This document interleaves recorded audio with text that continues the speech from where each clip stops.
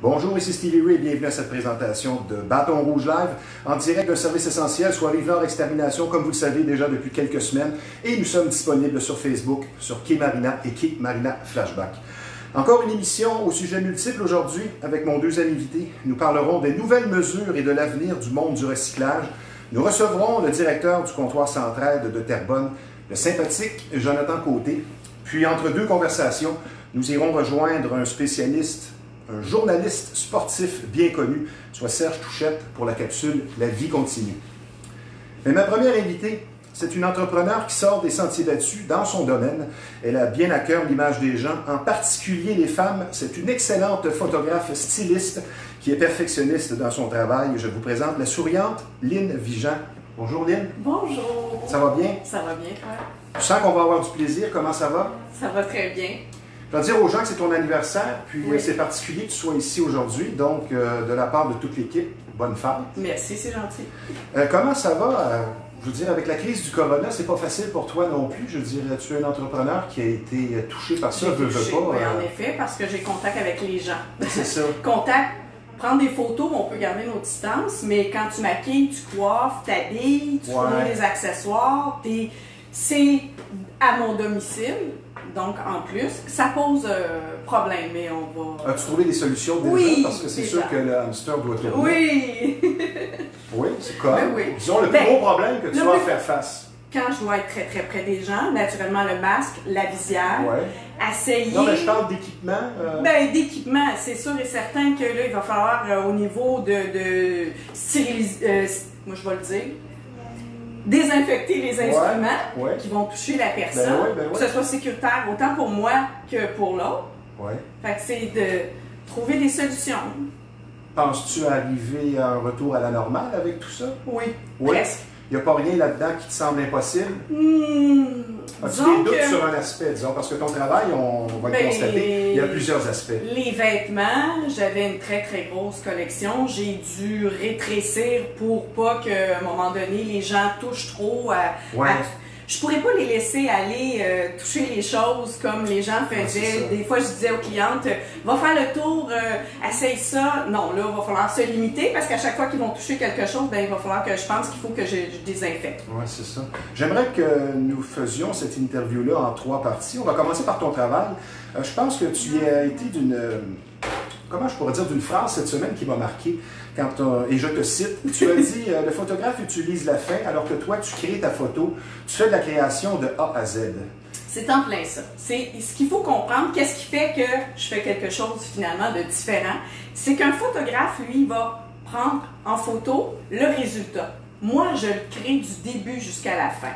Donc, la cliente arrive chez moi, en blague, je dis elle va être habillée en mou, elle est démaquillée, elle n'est pas coiffée, et ensemble, on construit. Je maquille, je coiffe, j'habille, on choisit les vêtements, on choisit le concept. Il y a un avant, il y a un après. Oui, il y a l'ambiance, c'est pour qui, naturellement, ça dépend si c'est un client corporatif ou c'est seulement des photos personnelles.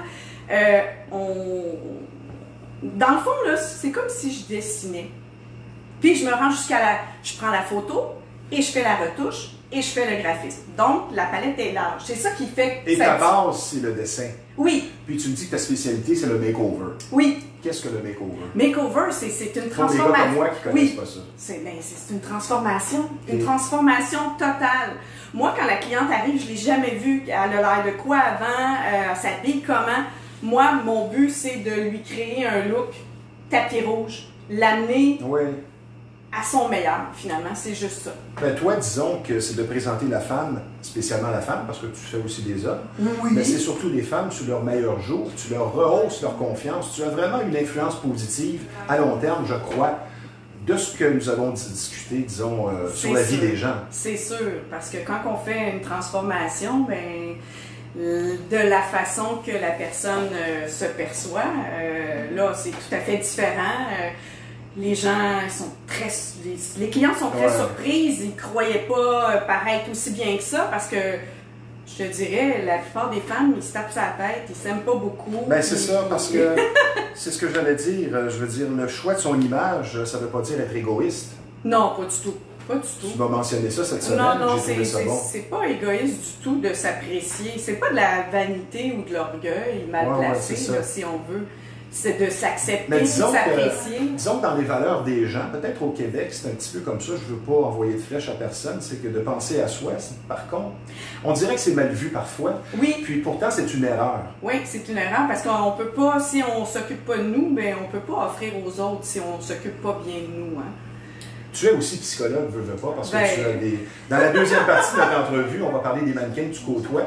Oui. Parfois, ça peut être particulier. Faire les choses que l'on ferait gratuitement. Moi, si j'étais professeur, j'essaierais d'enseigner cette notion-là. Moi, tu m'as parlé de ça et tu le vis présentement. Ça paraît, tu fais ça par passion, pour les bonnes raisons, selon l'adage que tu m'as dit, faire les choses que l'on ferait gratuitement. Bien, en fait, c'est qu'on est toujours à l'affût de nouvelles formations. Puis il y avait quelque chose qui m'avait marqué. J'avais une photographe de mode très célèbre à New York qui disait, bon, ben, il faut toujours se renouveler, il faut toujours se pratiquer, puis il faut se concentrer sur notre spécialité. Ouais. En fait, les photographes, ce que je trouve souvent au Québec, la palette est large. Ils vont faire des bébés, des mariages, de la publicité, des photos d'agents d'immeubles. Moi, j'essaye de garder mon créneau, si on veut, assez serré. À ce moment-là, on devient beaucoup plus spécialisé dans ce domaine-là. Et quand on suit des formations, pour s'améliorer, j'avais entendu quelque chose qui m'avait frappé. La fille avait dit, il faut que votre spécialité soit ce que vous feriez gratuitement. Puis c'est tellement vrai. Il faut que vous vous concentrez là-dessus. Absolument. Regarde, un joueur de hockey ou un joueur de baseball, même s'il fait 25 millions par année, dans le COVID, les gars se foutaient de l'argent, ils ont besoin de pratiquer, ils font ça par passion. Oui. Je veux dire, c'est pas comme une job dans une shop, tu sais, que tu travailles parce que tu es obligé. Puis ça se ressent, c'est pour ça qu'à un moment donné, il se crée un peu une intimité entre la cliente et moi, parce que je te fais 2 scénarios. Vas-y. On s'en va, la cliente, j'ai besoin de faire prendre des photos. Elle s'en va voir le photographe, elle arrive là, il l'a jamais vu, il n'a jamais parlé, il jase un petit peu avec elle. OK, bouge, fais ce que tu as à faire. La fille est intimidée, elle ne connaît pas la personne, elle n'a jamais fait ça, d'autres ont déjà fait ça. Le malaise est un peu... Tu as une approche plus humaine. Ben, veut pas. Tu es consciente de ça. S'il faut que je la maquille, s'il faut que je la coiffe, s'il faut qu'on discute, arranger quelqu'un tapis rouge, ça prend au moins un bon 2 heures. Ah oui. Facile. Oui, c'est pas le petit 10 minutes que tu attends après ta blonde puis dis hey, c'est long qu'on a fait. Ça va qu'à jouer sport. Non, c'est ça. Donc, c'est un 2 heures que tu passes dans la bulle de la cliente. Veux pas, il se fait des échanges. Les gens, ils te racontent leur vie, tu racontes la tienne. Ils se sentent beaucoup plus à l'aise. Et en plus, je suis une femme. C'est un plus. Ben, je vais le dire. Pour les confidences puis tout ça. Ben non, pas juste ça. Si on parle d'aller d'acter, de bouger, des fois les gens ils sont un petit peu timides, ils n'ont jamais fait ça. Ben oui. Sur le coup, ils se sentent un peu ridicules, mais moi je suis un peu clown, hein, fait que je vais en arrière, je me place. C'est ça. Donc ça les rend un petit peu plus à l'aise. C'est dans une atmosphère vraiment détendue, un goûter, un verre de vin. C'est vraiment, la personne, elle vient pour une expérience vraiment comme un mannequin. C'est elle qui se fait traiter comme une princesse. Ben oui, au moins de 9 heures jusqu'à 3 heures. Fait que vous comprendrez que si elle a envie de faire un petit shoot boudoir déshabillé, ben, elle va se sentir beaucoup plus à l'aise devant moi qu'elle serait devant toi si elle t'a jamais rencontré. Ben oui, peut-être. Sûrement. Donc, tu fais la promotion de la beauté qui est reliée avec la confiance. Tu as une influence à long terme, veux pas, sur les gens. Tu as vu des gens passer par chez toi et revenir et changer. Oui, changer dans leur attitude parce qu'ils s'étaient jamais vus beaux comme ça. Il faut comprendre que le concept que j'ai créé, c'est pas juste pour les mannequins. Ma philosophie, c'est toutes les femmes sont belles.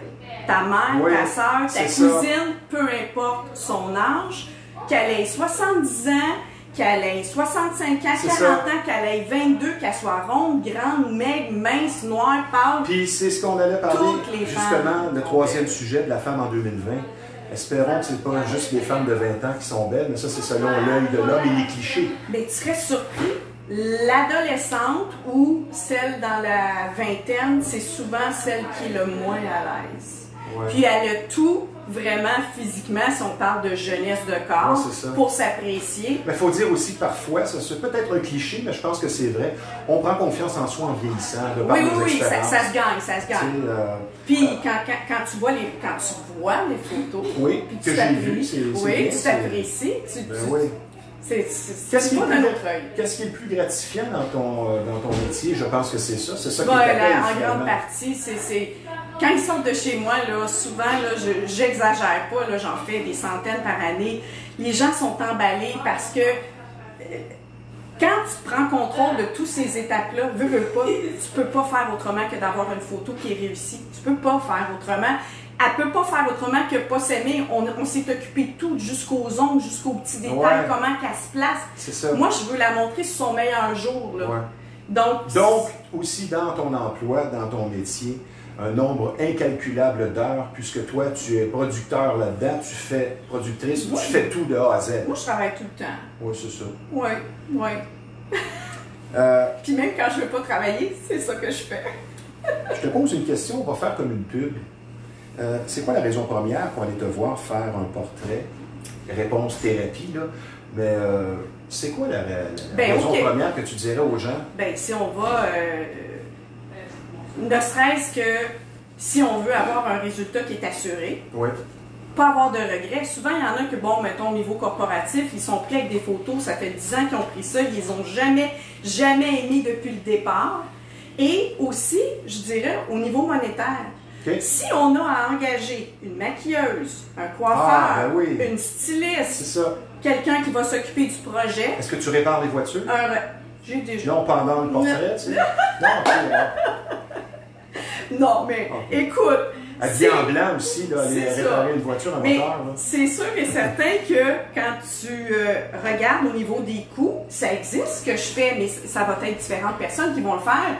Là, on va parler de 1000 $ en montant. Oui, c'est ça. Si tu me permets, nous allons faire une petite pause, annoncer un de nos commanditaires, puisqu'avec enthousiasme, je vous parle de nouveaux partenaires ici, soit la zone vêtements de sport et classiques, ici au 148 Notre-Dame à Repentigny. Une très belle boutique. Beaucoup de marques de choix sur place, au meilleur prix, évidemment. Je vais vous en nommer quelques-unes, soit Gasp, Better Body, Riderwear, Gorilla Wear, La Bella Mafia et les bottes d'entraînement Automix. Les bottes d'entraînement sont disponibles sur place. C'est une très belle boutique, la zone vêtements de sport et classiques, qui se situe au 148 Notre-Dame à Repentigny. Le numéro de téléphone dans le 450, c'est le 654-1113. C'est pas difficile à retenir. Et le site web www.lazonestyle.com. Maintenant, nous allons parler de l'aspect psychologique. Tu côtoies des mannequins. Ma première question, je vais aller dans le vif du sujet.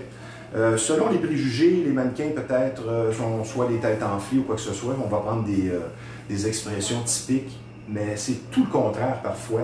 Elles n'ont pas vraiment confiance en elles parce qu'elles sont trop autocritiques. Ils sont très Qu'est-ce que tu me dirais là-dessus? Ils sont très critiques, se comparent beaucoup entre elles.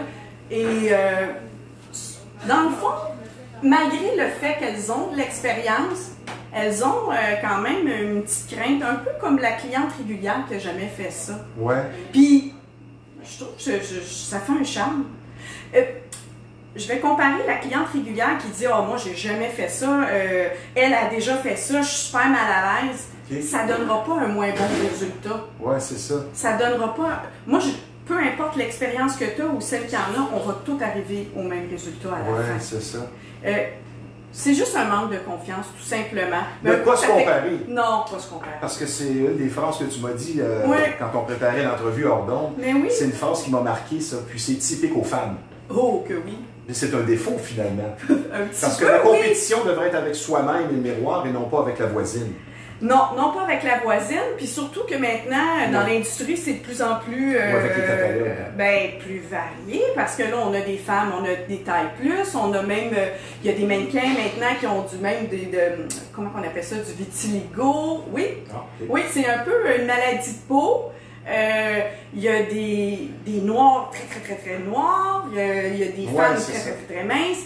C'est la diversité, donc il ne faut pas se comparer, il n'y a personne de pareil. C'est ce qui fait la beauté de la chose, de toute façon. On pourrait dire que tu es également, non seulement psychologue, mais une coach de vie, un guide. Ça se ressent, ça, quand tu travailles. Tu vois que l'autre a besoin de toi dans ton approche. Je te dirais, c'est au niveau... je vais te raconter quand il y a des clientes qui acceptent, exemple, d'être publiées leurs photos que je trouve très belles, que je sais pas, écoute, Karine, j'aimerais ça publier ta photo parce que bon, ça ferait une bonne publicité.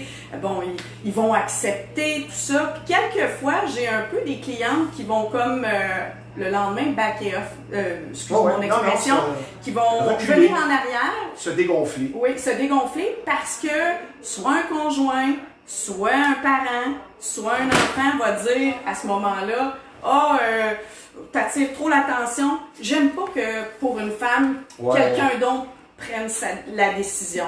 Il y a juste la femme qui peut décider de son image. C'est pas son entourage qui va décider. Si elle était chez moi puis elle aimait cette image-là, puis on pouvait la publier, je verrais pas pourquoi un conjoint jaloux lui dirait j'aimerais ça que tu retires ça de là parce que mes chums vont regarder ça. C'est que la notion du choix de son image dont tu fais la promotion ne passe pas toujours très bien. Ben, je veux dire, c'est un... C'est ça. C'est un cercle vicieux. C'est un cercle vicieux. Oui. Est-ce que c'est...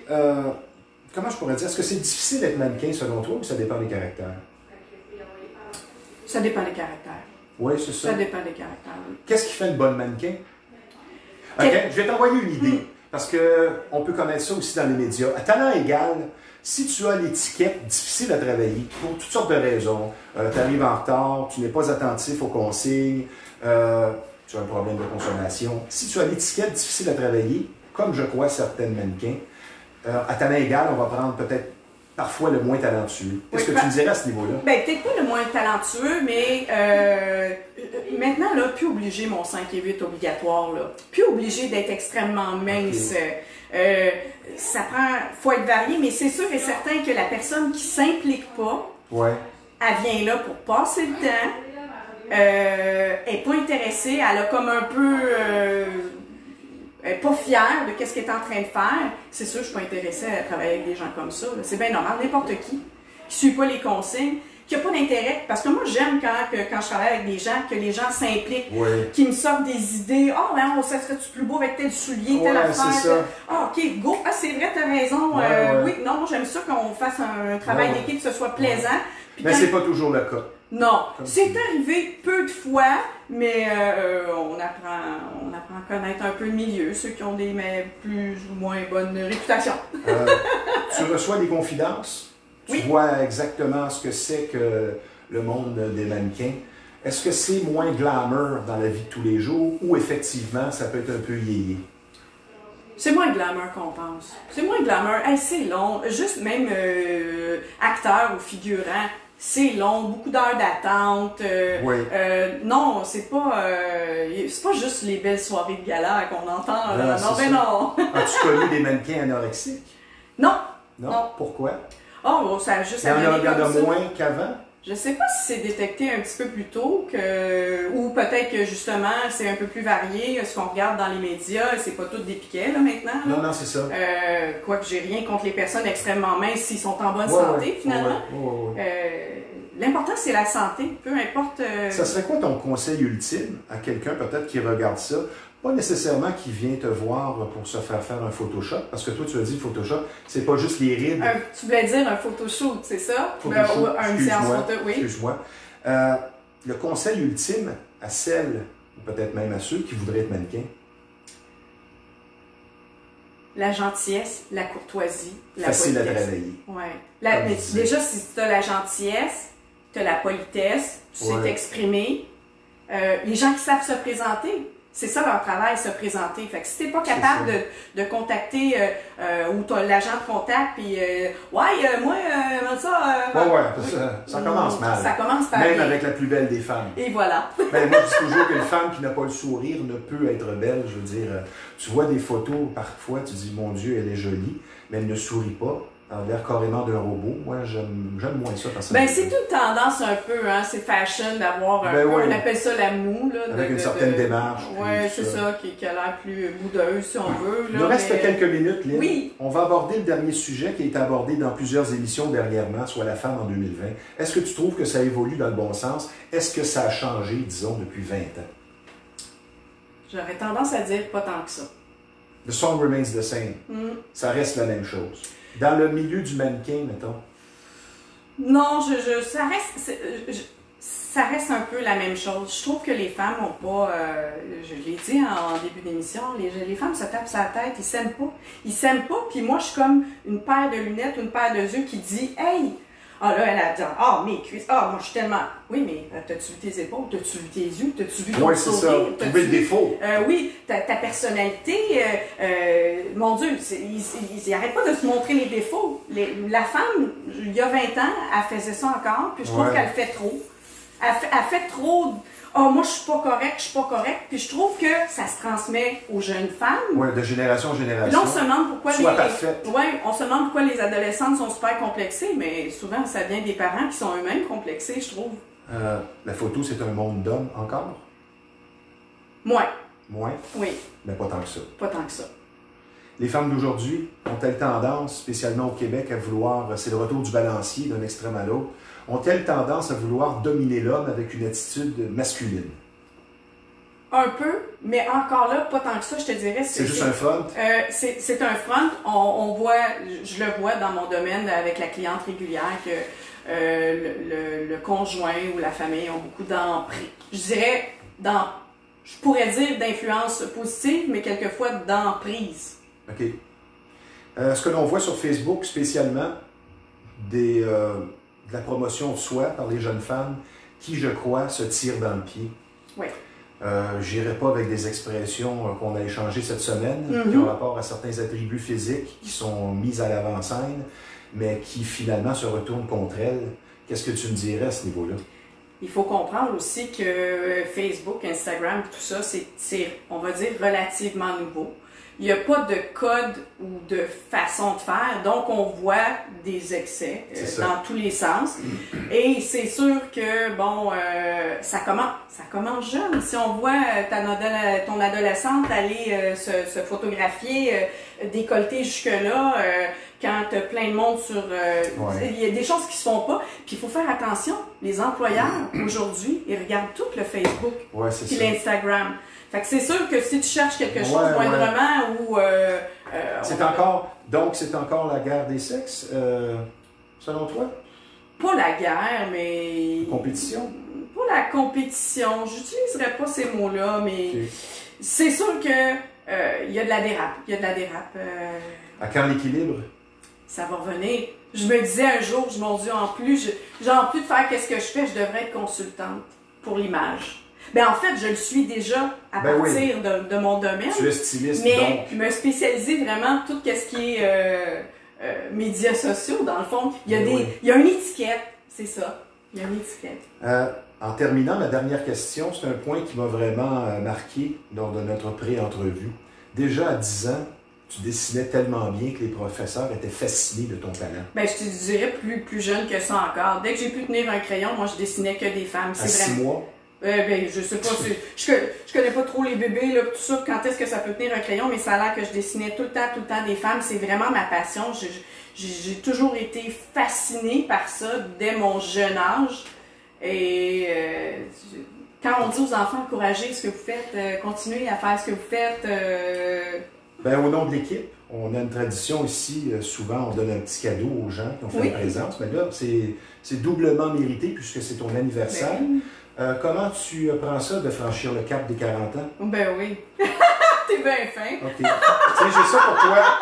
Les coulisses de la gloire, top modèle de Ian Halpern. Je pense que ça pourrait t'intéresser. Bien, certainement. C'est de la part de toute l'équipe. Merci, c'est gentil. Puis j'aimerais que tu mentionnes où est-ce qu'on peut te rejoindre. Évidemment, il y a le Facebook. S'il y a un numéro de téléphone, en profiter. Bon, en fait, moi j'ai un site web, c'est www.linstyle.com. Linstyle.com. Okay. Style L-Y. OK. En fait, voilà, je pense que... Ben oui, bon, c'est ça. Linstyle, c'est le genre de photo de style glam un peu que je fais. Et ça, je fais ça avec Madame Tout-le-Monde. Faut pas penser que ça prend de l'expérience ou qu'il faut être coupé au couteau. Non. On réussit à faire des résultats avec tout le monde quand on met tous les bons ingrédients ensemble pour faire... Tu réussis à camoufler? Pas tant que ça, non. Parce que c'est un tant qu'à ça, je Non, prendrais c'est une un Madame préjugé. Ronde, puis je mettrais Ouais, le faux. c'est un préjugé. C'est Ben un oui. préjugé. Je te Souvent, on taquine, va c'est autre chose. utiliser des angles qui Ouais. sont plus flatteurs, puis des positions. C'est C'est là ça. que j'aide la cliente à mieux se positionner pour que ce soit flatteur. Bonne fête, bonne Merci. journée. Merci, Lynn. Merci de m'avoir reçu. Je dirais bien joyeuse. Ah oui, sûrement. C'est ce que tu dégages et Oui. tu reviendras sûrement. On aura des collaborations ensemble. Merci, Lynn. Ben merci. Merci pour le cadeau. Maintenant, sur une note plus sérieuse, vous serez traité avec beaucoup d'écoute et de compréhension. Si vous vivez une infestation et vous avez compris que je parle de bébite, ça c'est un problème grave et plus vous attendez, plus le problème va s'aggraver. La solution, c'est Rive-Nord Extermination. 35 ans d'expérience, une entreprise familiale très sérieuse, un service personnalisé. Appelez-nous 450-582-6706. Rive-Nord Extermination, la solution. Maintenant, vous êtes déprimé ou quelque chose ne tourne pas rond, normal avec le rythme de la vie d'aujourd'hui. La clinique de psychologue de Repentigny peut vous aider. D'excellents psychologues ou thérapeutes en relation d'aide vous attendent. Et maintenant, un service de téléconsultation en ligne. Nous répondons dans les meilleurs délais avec nos professionnels en santé mentale. Prenez rendez-vous sur le site cliniquedepsychologue.com dans la section téléconsultation. Donc, besoin d'écoute et de parler, conflit de travail, difficultés à la maison, un deuil difficile, la gestion du stress et des émotions. Ce sont des situations que nous allons tous vivre un jour ou l'autre. Et n'oubliez pas, surtout pas, consulter ne veut pas dire maladie mentale, ça c'est un préjugé. Donc, vous êtes à bout de souffle et désirez reprendre votre mieux-être en main. La clinique de psychologue de Repentigny, située au 293 Boulevard Lacombe, 293 Boulevard Lacombe à Repentigny, peut vous aider. C'est l'endroit pour vous. Dans le 514, c'est le 813-2986. Je vous rappelle, nous sommes en direct à un service essentiel, soit Rive-Nord Extermination. 3 mots, n'oubliez pas, je vous le répète depuis des semaines durant le confinement, 3 mots qui font la différence, un baume sur la situation, c'est comment ça va. Et pour donner l'exemple, c'est ce que nous allons faire. Nous allons rejoindre notre ami Serge Touchette, un vétéran journaliste bien connu qui en a vu d'autres pour la capsule La vie continue. Bonjour Serge. Salut, comment ça va? Ça va bien toi? Oui, ça va bien. Première question, je rentre dans le vif du sujet, nous allons parler de baseball. Quelle mauvaise leçon tirons-nous sur le monde des riches, sur la relation que l'humain peut avoir avec l'argent, spécialement quand on voit une bande de millionnaires privilégiés tout démolir ainsi? Ben, écoute, c'est une bataille de millionnaires. On est rendu là. Millionnaires et futurs millionnaires dans certains cas. C'est la réalité du baseball d'aujourd'hui. On est loin de l'époque où les joueurs gagnaient, je sais pas, 50, 60 000 par année. La donne a changé. Le syndicat des joueurs s'est connu le plus puissant dans le sport professionnel. On a même l'impression par moment que le syndicat du baseball majeur est plus puissant que le commissaire ou qui que ce soit dans le monde du baseball. J'ai rien contre le fait que les joueurs aient amélioré leur sort, au contraire, parce qu'on sait à une certaine époque qu'ils ont été exploités. Mais là, il y a peut-être un petit peu, je dirais, un peu d'abus du côté des joueurs depuis quelques années. Jusqu'à quel point on peut dire une ou l'autre des parties bluffent? Faut dire une chose, j'ai pas de favoris là-dedans. Je pense à Bluff des deux côtés. Ils font une bonne job à ce niveau-là. Tu sais, je vais te dire, là, les propriétaires, ils ont toujours pas mal bluffé. Les joueurs aussi. Ça fait partie des négociations. C'est chacun sa stratégie, mais c'est deux stratégies qui se ressemblent. On a toujours l'impression au baseball qu'il faut que ça se règle avec 2 retraits en 9e manche. Serge, jusqu'à quel point c'est une grosse opportunité manquée de recommencer la saison le 4 juillet? Ben, écoute, c'est une opportunité, oui, ratée pour le moment, mais moi je persiste à dire qu'ils vont trouver un terrain d'entente, peut-être que j'aime en couleur. Je sais qu'hier, il y a eu une réunion entre le commissaire Rob Manfred et le représentant des joueurs, Tony Clark.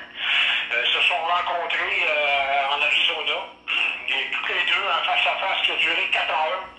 Ce qui est déjà une bonne nouvelle, parce que dans bien des cas, ça se termine au bout d'1 heure, puis ils s'en vont promener l'un et l'autre.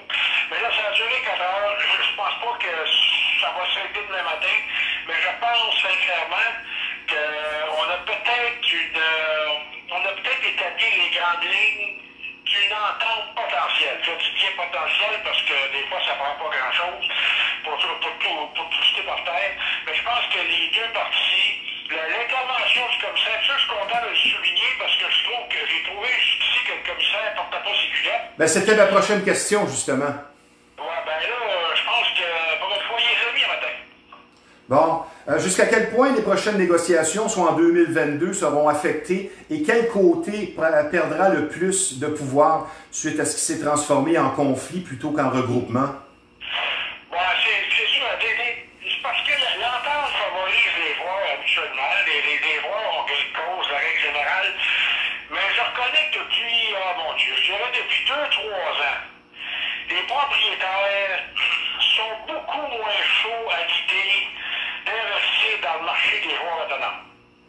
Ouais. On s'en est rendu compte au cours de... Je ne parle pas d'un joueur comme Mike Trout ou Bryce Harper. Je ne parle pas de ce genre de joueurs-là. Là. Ça, c'est des joueurs d'exception. Mais je parle des autres. Là. T'as l'impression, j'ai vu des gars qui ont signé des contrats au mois de juin. Ben oui. Tu sais, c'est un peu bizarre, ça. Ça, c'est très bizarre des je me souviens de Dallas Coco, le lanceur gaucher, avait été embauché l'an passé alors que la saison est en cours. Fait que là, il y a quelque chose qui se passe. Les propriétaires sont plus frileux vis-à-vis du marché des joueurs autonomes et les joueurs ont l'impression qu'ils sont en train de se faire avoir un petit peu là. Mais c'est pas normal qu'un gars comme Dallas Coker, par exemple, ait été disponible une fois seulement, ait été embauché une fois seulement que la saison ait commencé. C'est pas normal, ça. C'est arrivé à d'autres joueurs aussi. Je sais pas si tu te souviens de JT Martinez avec les Red Sox de Boston il y a quelques années. Ben oui. Écoute, quand le traitement était commencé, quand les Red Sox lui ont fait une offre. Ben, ça n'a pas de sens. Serge. Ça a été écoute, c'est un joueur vedette, c'est un chanteur vedette, JT Martinez.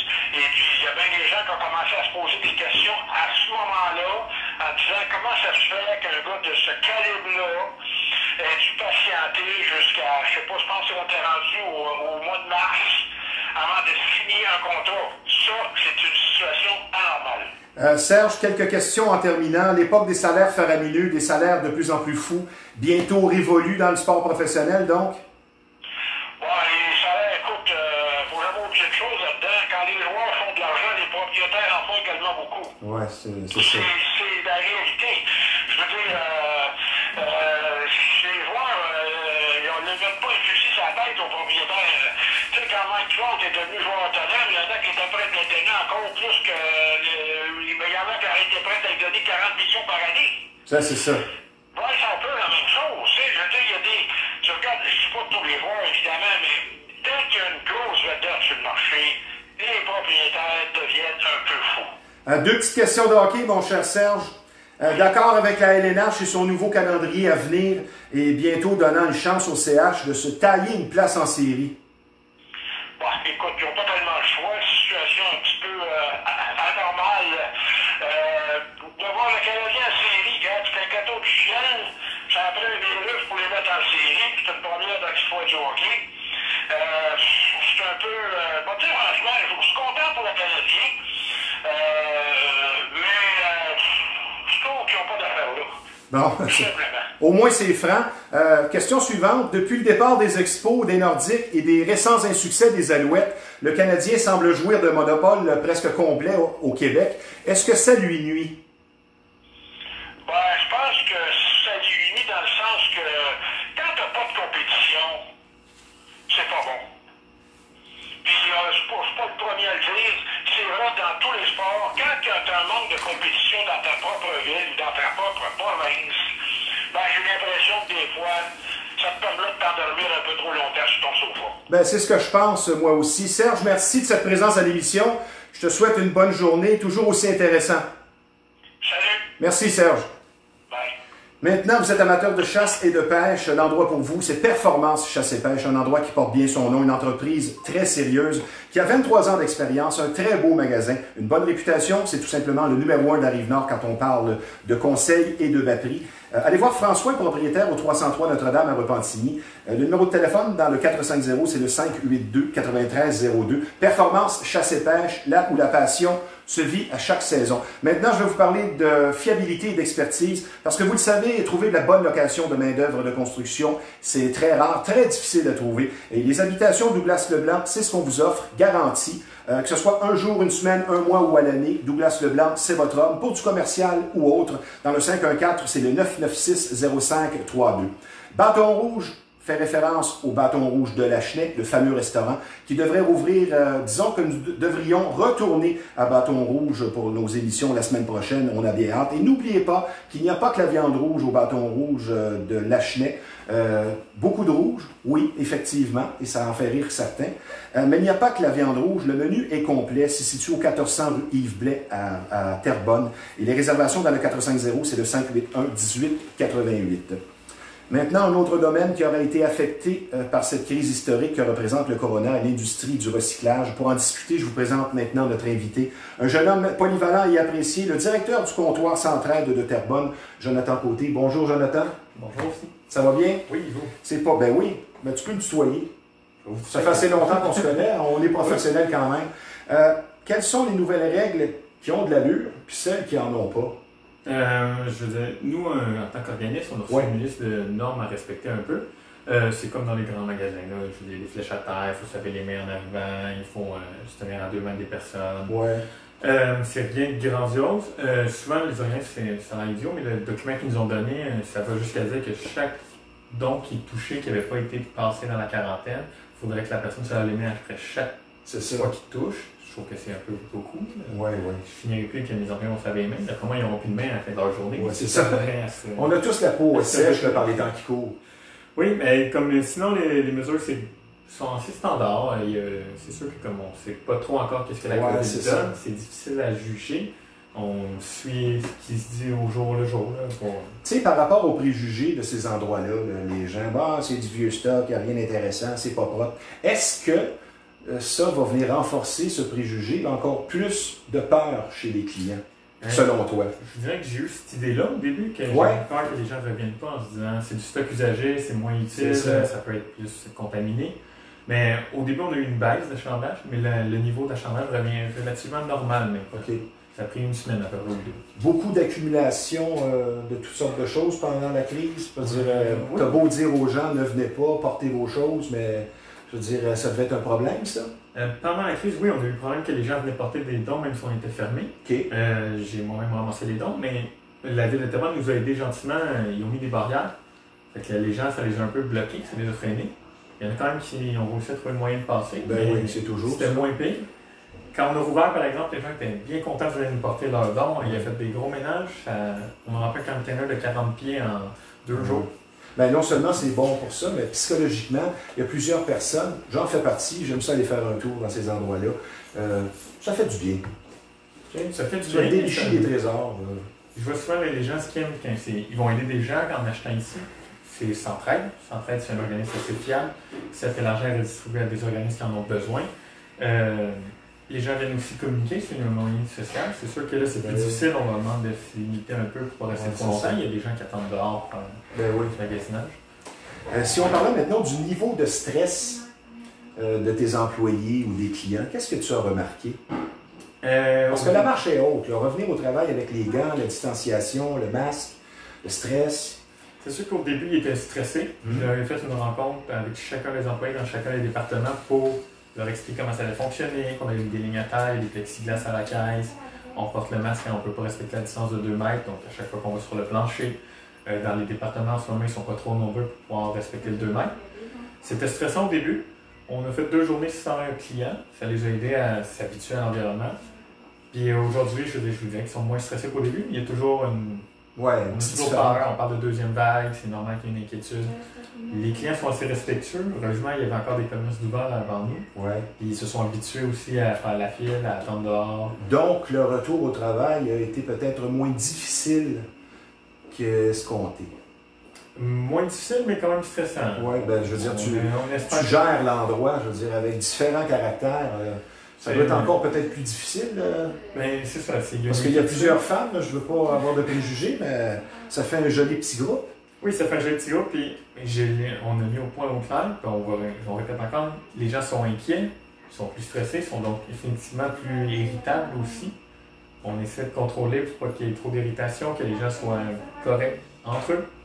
Et que ce soit grave pour tout le monde, parce que c'est pas le fun pour personne de... Un petit détail croustillant, y a-tu des escarmouches ou des clients tellement rébarbatifs qu'il faut qu'ils quittent? On a eu des clients qui ne voulaient pas respecter les règles, comme Ah on oui, leur c'est donne un ça. panier pour qu'ils Comme la respectent fameuse eux-mêmes. flèche sur le sol. Ça arrive souvent, mais je pense que c'est difficile à suivre. Mais ça, je pense que souvent, ce n'est pas fait par exprès. C'est ce que je pense moi aussi. Mais j'ai eu un client qui ne voulait pas prendre un panier, par exemple, pour respecter la distance avec les autres clients. On lui a dit qu'il était obligé, il ne voulait pas, il disait que la COVID, c'était une invention. Bon. Donc, comme, moi, Ben, je respecte des mesures. un conspirationniste. Tu peux sortir dehors et aller ailleurs. Donc, est-ce que tu penses que suite à cette crise, on pourrait parler d'un nouveau recyclage? Il y a vraiment une démarcation avec le passé, ou tu penses qu'on va revenir totalement à ce qu'on connaissait avant? Je pense que l'impact avec la crise, c'est pas tant sur le recyclage, parce que les gens ils nous donnent des dons de la même façon. Ils ne portent pas plus attention à nous les apporter propres ou ils viennent en porter beaucoup.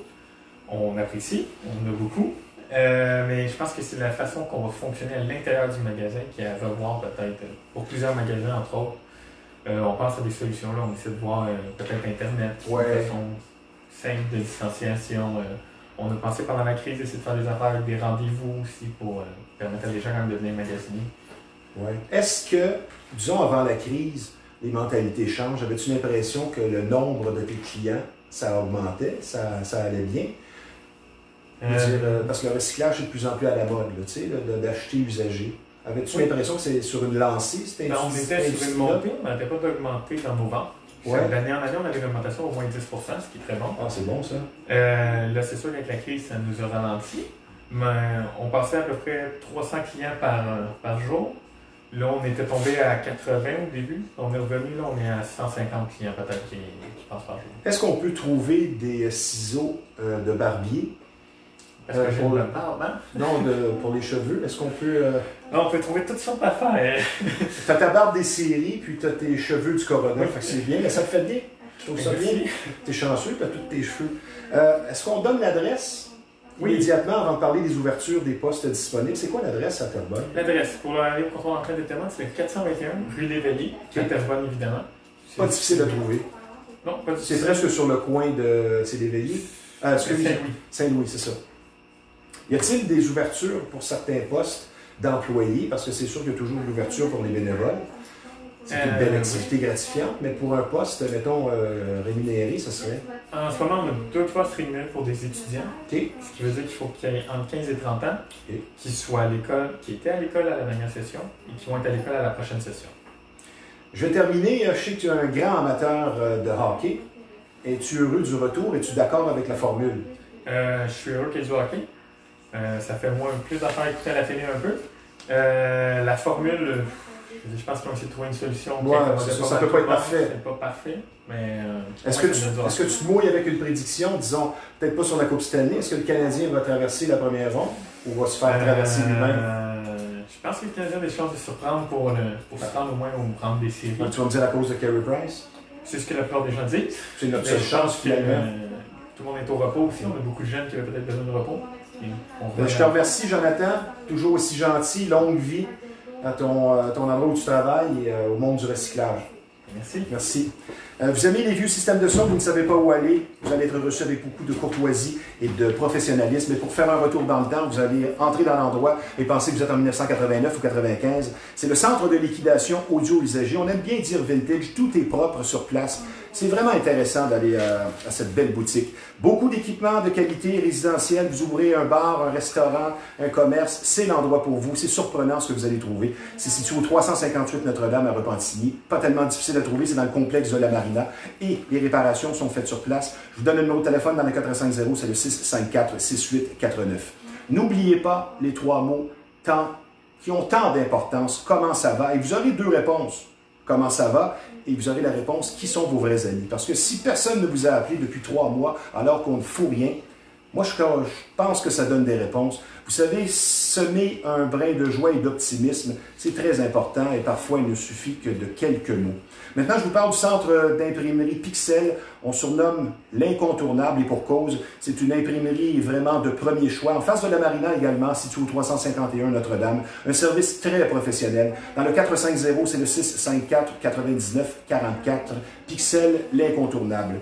Je vous parle de la Marina maintenant, un petit mot parce que c'est pour bientôt, peut-être pas la piste de danse. Oui, il y a la musique, évidemment, mais il y a d'autres choses à la Marina. Il y a le quai évidemment, la nourriture, la gaieté du personnel, la stabilité, la bonne humeur que respire la dernière des grandes discothèques. J'aime bien dire la reine des grandes discothèques, puisque les discothèques commencent à être pas mal rares par les temps qui courent.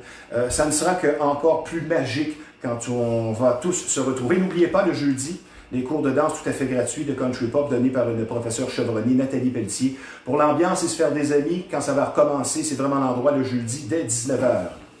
Un mot sur sa moto, situé au 1133 Notre-Dame, un garage dont la réputation n'est plus à refaire, la confiance règne, le travail est bien fait, c'est le respect du client en premier, beaucoup d'explications sur ce qu'on va changer sur votre véhicule, de longues années d'expérience. J'aime bien dire que ce sont les tops de la mécanique, sa moto, situé au 1133. Maintenant, pour terminer, suite à la crise, il y aura une prise de conscience collective, espérons-le, le temps de tourner le selfie vers le voisin. Moi, j'aime bien dire ça de cette façon-là. Et appeler un ami, 3 mots, il n'y a pas d'excuse, comment ça va? Sur ce, ici Stevie Ray, merci d'avoir été des nôtres. À la semaine prochaine.